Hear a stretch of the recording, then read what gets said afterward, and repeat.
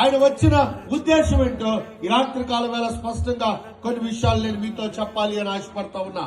ఎందుకు యేసు ప్రభువారు ఈ లోకానికి వచ్చాడు అని అంటే, అదృశ్య దేవుణ్ణి ఆయన కనబరచడం కొరకు ఈ లోకంలోనికి వచ్చాడు.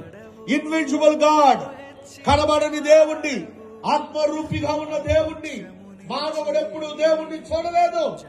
చూడాలనే కోరిక కలిగిన వాడై ఉన్నాడు. కోరిక కలిగిన వ్యక్తులుగా ఉన్నారు దేవుణ్ణి చూడాలి అని. దేవుడు ఎలా ఉంటాడు, ఆయన ఆకారం ఎలా ఉంటుంది, ఆయన ఎలా ఉంటాడు అని మానవుడు పరితపిస్తూ ఉన్నాడు. ఆయనను ఈ సమస్త మానవాళికి తెలియజేయటం కొరకు యేసు ప్రభువారు లోకానికి వచ్చాడు.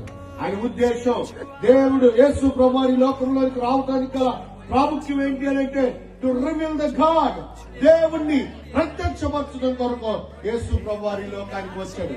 యోహాను సువార్త 1వ అధ్యాయం 14వ వచనాన్ని కనుక చూస్తే,